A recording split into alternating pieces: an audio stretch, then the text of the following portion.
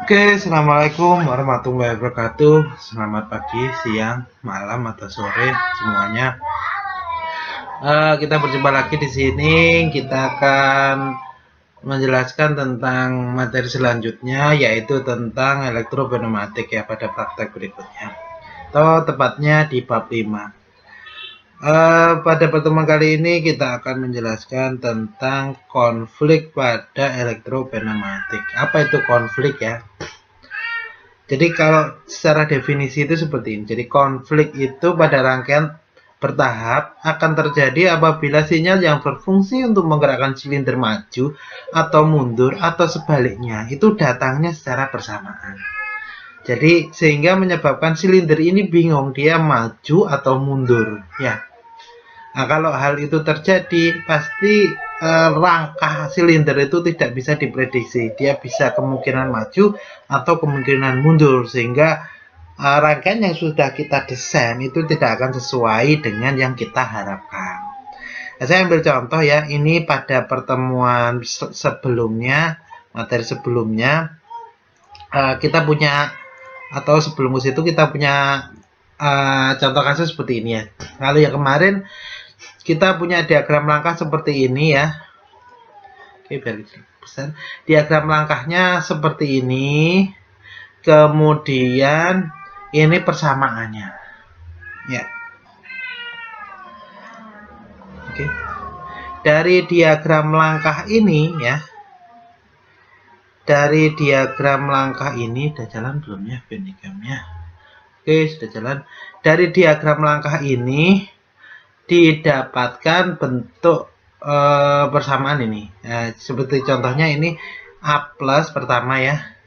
Jadi silindernya ini pertama maju, kemudian B plus, setelah A maju, B maju, kemudian A min, A-nya mundur, kemudian B min, B-nya mundur ya. Sehingga bisa kita tampilkan diagramnya seperti ini.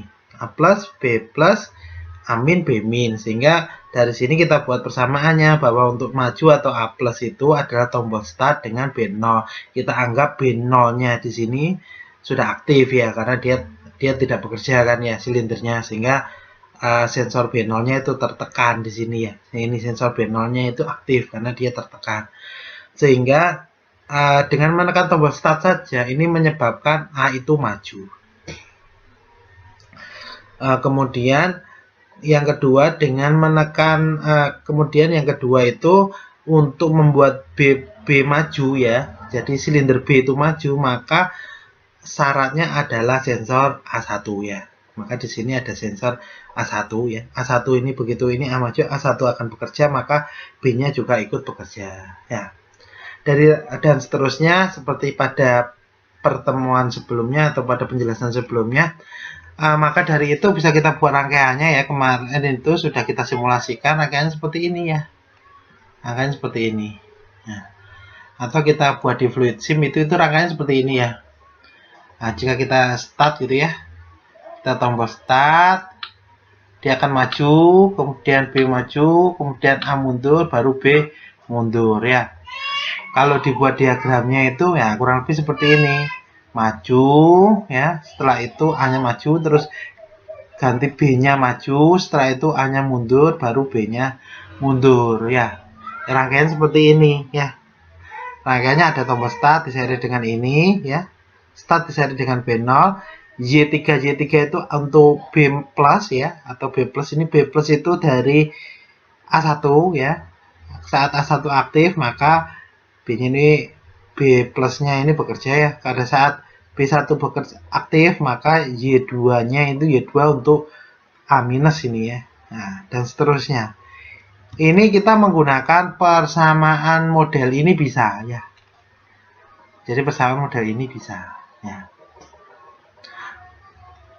Konflik itu akan terjadi manakala dia maju dan mundur itu dalam satu saluran ya, seperti ini. Kalau ini A ketemu B nggak ada masalah, A ketemu B nggak ada masalah, A ketemu B nggak ada masalah ya.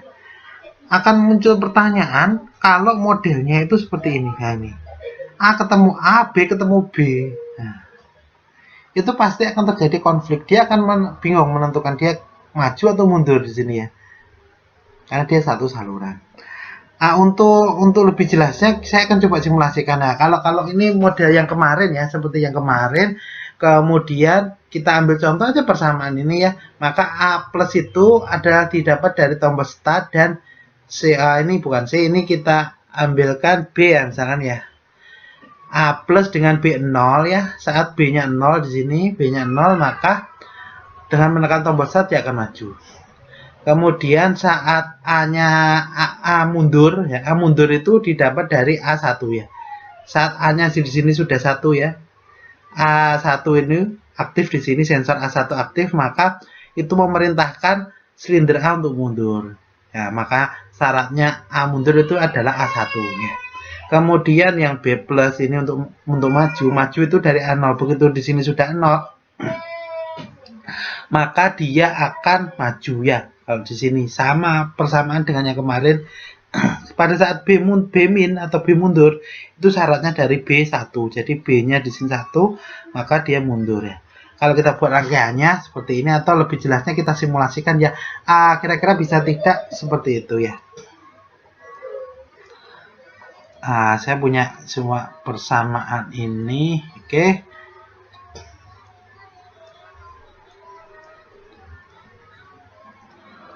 Oke, nah ini rangkaiannya.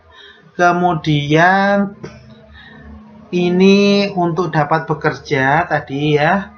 Jadi start dan B0. Oke, start dengan B0 ya. Kemudian yang A minus dengan A1, A minus dengan A1 di sini ya. Dengan A1, A minus dengan A1 ya.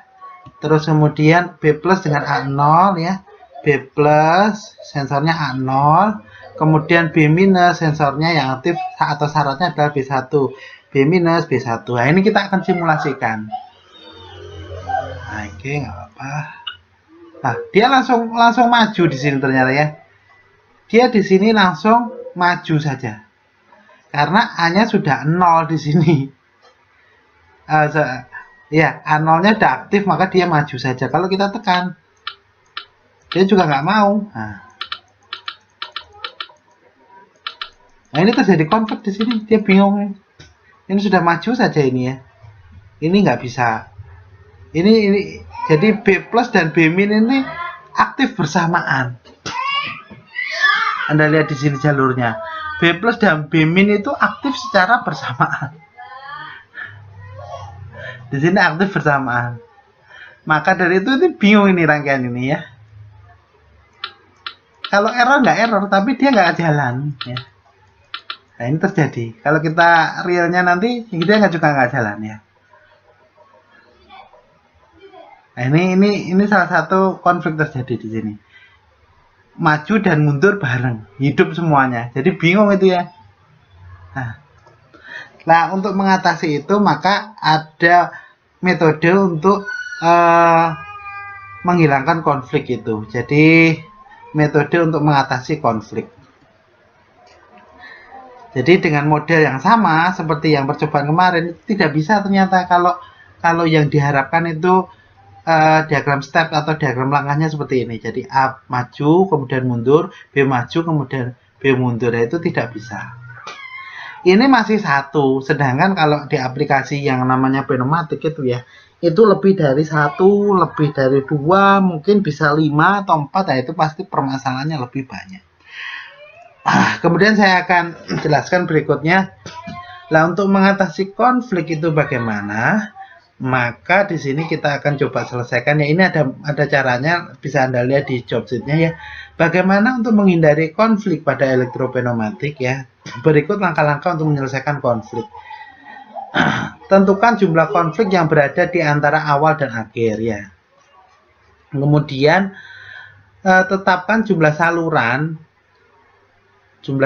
sama dengan jumlah konflik plus 1.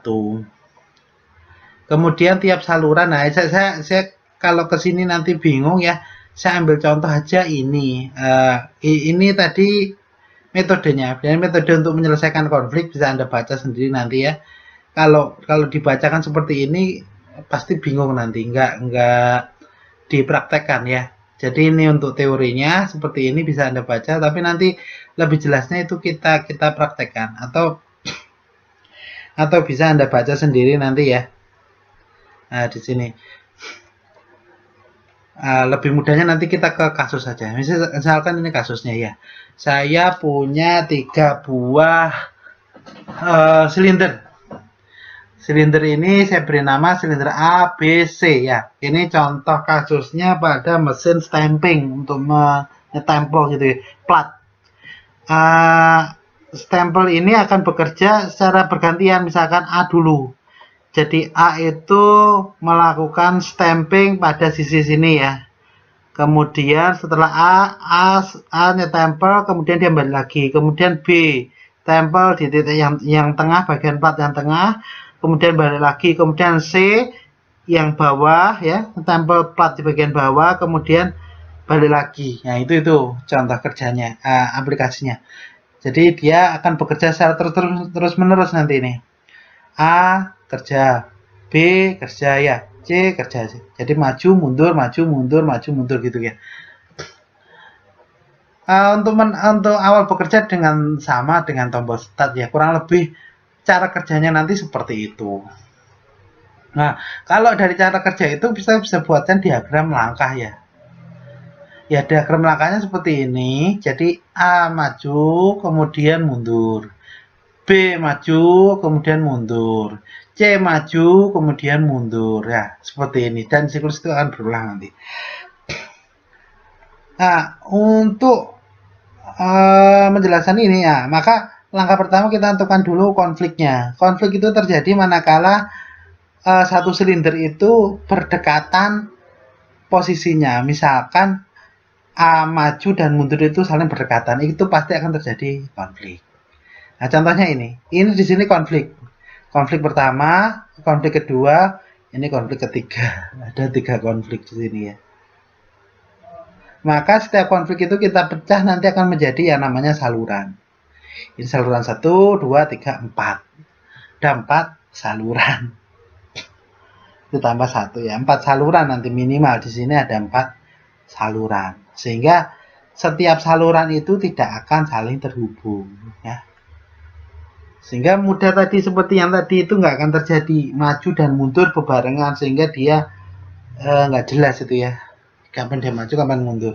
Pasti kacau nanti jalannya. Nah, maka dari itu yang menyebabkan konflik itu misalkan yang berdekatan kayak gini itu kita pecah nanti di masing-masing saluran. Jadi setiap saluran itu aktifnya cuma setiap periode 1. Jadi misalkan kalau saluran 1 aktif, saluran 2 tidak aktif. Saluran 3 aktif, ya saluran 2 nggak aktif ya. Saluran 4 aktif, 3 nggak aktif. Jadi gantian, sehingga memungkinkan bahwa di rangkaian pneumatik itu tidak akan terjadi yang namanya maju dan mundur itu secara bersamaan. Itu yang dinamakan konflik itu. Itu mungkin terjadi. Nah, jika kita sudah menentukan bentuknya seperti ini, diagram langkahnya, kemudian konfliknya juga sudah ditentukan ada berapa ya, di mana potensi konflik itu, maka kita akan coba selesaikan. Nah, ini bisa kita baca, tentukan jumlah konflik sudah ya, berdasarkan gambar di atas konflik ditemukan pada langkah ke-2, ke-4, dan ke-6. Jadi langkah ke-2, ke-4, dan ke-6 itu terjadi konflik. Dengan demikian terdapat 3 buah konflik yang berada di awal dan akhir ya. Lalu yang berikutnya, tentukan jumlah saluran ya. Setelah menentukan konfliknya, oke, tadi ada 3. Kemudian tentukan jumlah saluran. Jumlah saluran sama dengan jumlah konflik per 1 ya, salurannya. Jadi kita pisahkan tadi setiap konflik tadi itu ya menjadi saluran-saluran. Jadi jumlah saluran yang sama dengan jumlah saluran sama dengan jumlah konflik plus 1 ya. Jadi jumlah konfliknya ada berapa? 3. Maka jumlah salurannya ada 4 karena jumlah konflik plus 1 di sini aturannya. Berarti jumlah saluran yang dibutuhkan untuk kasus mesin stamping ini ada 4 saluran. Saluran 1, saluran 2, saluran 3, saluran 4. Di sini. Nah, kita beri indeks di situ S1, S2, S3, S4. tiap saluran diaktifkan oleh kontak NO masing-masing relaynya. Jadi setiap saluran nanti itu akan dikontrol oleh relay ya, kita pakai relay. Relaynya berapa? Ada 4 karena salurannya ada 4. Jadi misalkan saluran 1 dikontrol oleh relay 1, NO-nya relay 1 ya. Normally open relay 1. Saluran 2 dikontrol oleh R2 gitu ya. Saluran 3 oleh R3 dan seterusnya. Nah, sehingga dari gambar ini ya, dari diagram langkah yang tadi, ini seakan ini start, kemudian ini diagram langkahnya tadi, ini masing-masing konfliknya, ini konflik 1, 2, 3, kita pecah sudah ya. Terus di masing-masing konflik itu kita beri notasi saluran. Saluran 1, saluran 2, saluran 3, saluran 4. Kemudian setiap saluran itu kita definisikan atau kita wakilkan dengan sebuah R, itu adalah relay atau kontak ya. Jadi di saluran 1 itu ada R1 yang bekerja ya, saluran 2 itu R2, saluran 3 R3, dan saluran 4 itu R4, sehingga bentuknya seperti ini. Jadi R1 dengan saluran 1, R2 saluran 2, dan seterusnya. Oke, kemudian langkah berikutnya, R1 hanya diaktifkan oleh kontak NO dan tombol start. Jadi karena di R1 itu awal ya, pasti harus ada tombol startnya kan untuk memulai proses. Maka dia akan dirangkai seri dengan tombol start sehingga membentuk rangkaian step self holding seperti yang sudah kita pelajari. Kemudian R2 diaktifkan oleh kontak R1 yang diseri dengan kontak NO-nya A1 gitu ya. Karena syaratnya S2 ini kan A1 harus aktif ya. Sensornya di sini kan sensor A1 yang bekerja. Nah, jadi ini sensor sebelumnya. Jadi sensor sebelumnya itu untuk mengaktifkan saluran ini. Maka dari itu saluran yang kedua ini R2 aktif itu oleh NO-nya R1 jadi ya. Dan diseri dengan sensornya A1. Jadi R1 dan S1 itu untuk mengaktifkan R2. Oke. Kemudian R3 diaktifkan oleh sensornya. Sensornya pasti sensor sebelumnya adalah sensor B1 dan juga R2. Jadi R3 itu NO-nya R2 ya, R3 ini akan aktif kalau R2 kontaknya NO-nya dihubungkan dengan diseri dengan B1.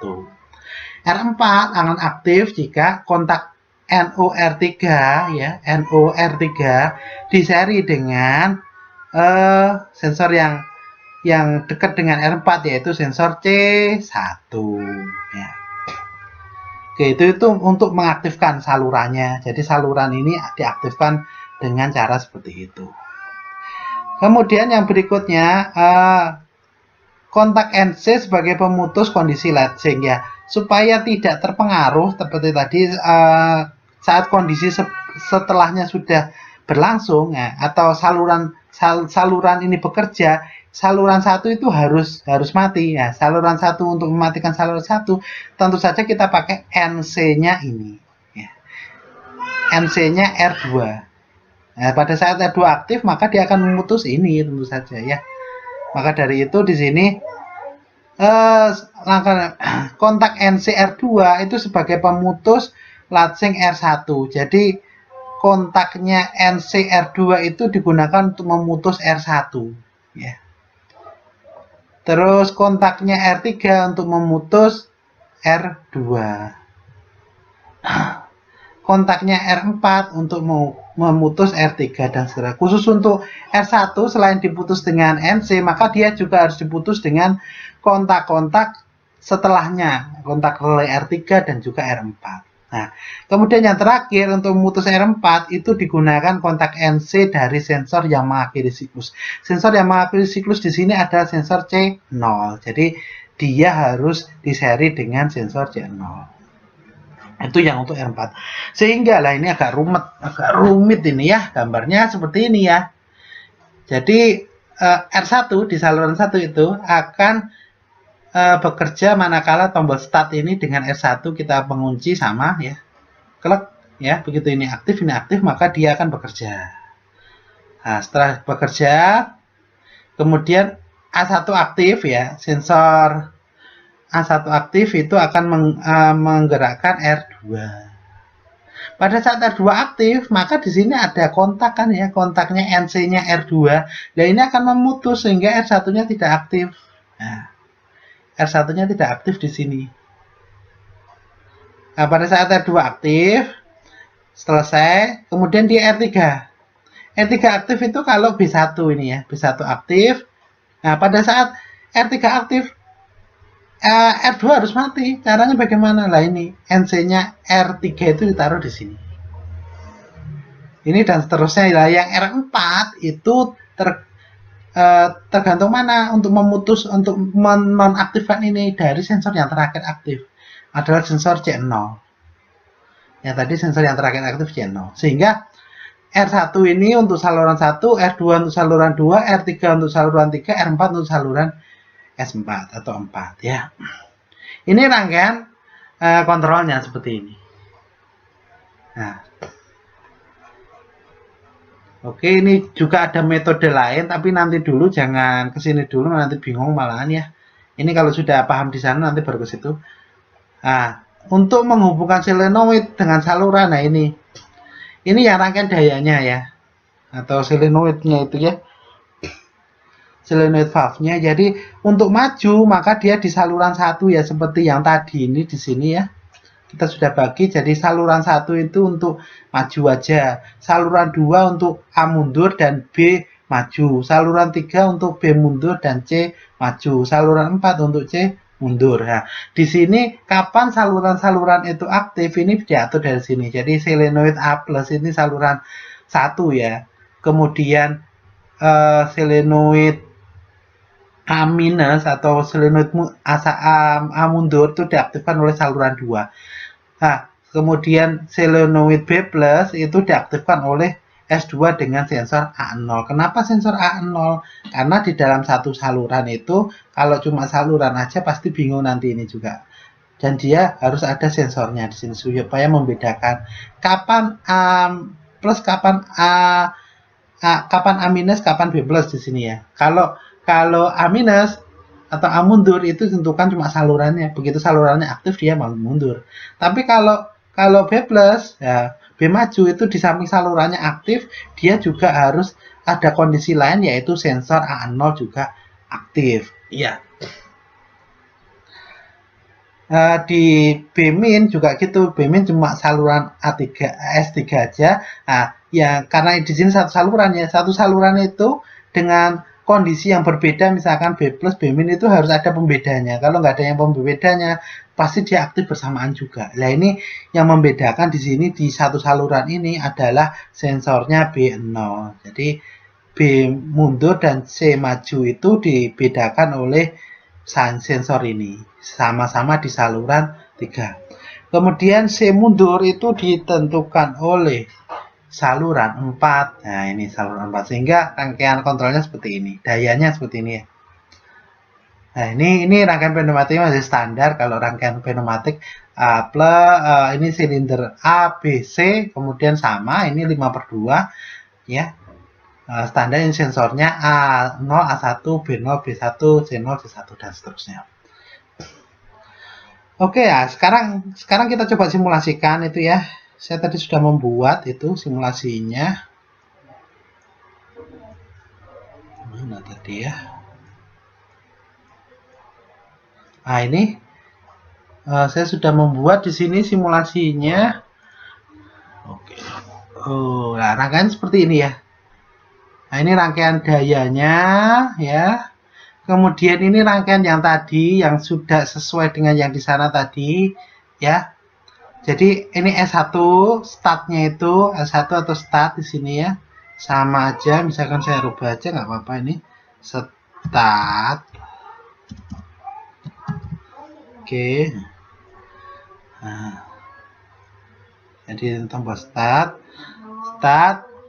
kemudian R1 untuk saluran 1, R2 untuk saluran 2, R3 untuk saluran 3, R4 untuk saluran 4 ya. R1 untuk saluran 1 ini akan menggerakkan Y1 itu apa? Nah, ini Y1 adalah A maju. Kalau ininya aktif maka A-nya pasti akan maju, ya. Saluran 2 itu R2 itu akan menggerakkan Y2. Nah, Y2 di sini Y2. Di samping Y2 dia juga Y3. Y3 itu untuk B maju, ya. Nah, seperti itu ya. Kemudian R3 itu untuk menggerakkan Y4 dan 5. Tapi yang membedakan ini. Kemudian R4 itu untuk menggerakkan Y6 atau di saluran 4 ini. Nah, ini kita simulasikan, coba running ya. Atau kalau mau bagus bisa kita lihat, kita kasih graph set ya. Nah, kita kasih graph set seperti ini, nanti kelihatan. Oke, ya. Anda kasih gini graph set gitu ya. Oke. Oh, kebalik ini. Lihat aja. Oke, A dulu, sorry. Biar kelihatan nih. A. Oke, B. Oke. C tinggal digeser aja. Nah. Oke. Kemudian kita perbesar di sini, oke ya. Nah, di sini kita perbesar, bisa nggak ini ya? Nah, oke, seperti ini. Kita tombol start ya. Oke, nggak apa-apa, bisa ini ya. Hanya warning. Nah, ini startnya kita tekan. Nah, dia akan gambar di sini ya. Dia maju. Ya. Gambar ya. Ini begitu maju dia mundur lagi ya. Kemudian B-nya maju. Ini maju, sini maju. Nah, ini karena di sini pengaturannya beda kayaknya one way kontraflow-nya. Di sini 5. Kemudian di sini berapa? Di sini 5 juga, 5 45. Oh, arahnya di sini ya. Anda perhatikan di sini. Arahnya dia ke bawah, ke bawah, ke bawah, ini ke atas ya. Nah, kalau ke bawah dia pasti lebih pelan. Ini saya coba aja. Dia ini kita putar ke bawah. Ini ke bawah. Ini ke bawah. Nah, ini kita putar. Dia di 180 derajat ini ya. Ini juga. Oke.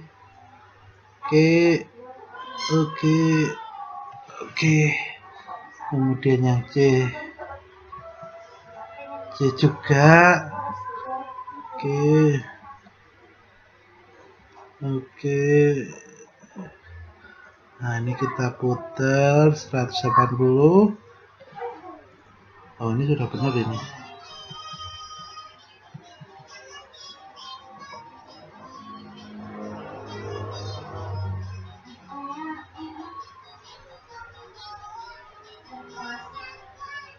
Yang B, kemudian yang C-nya. Nah, yang C kita ganti biar kelihatan pelan nanti, biar bisa dilihat perubahannya.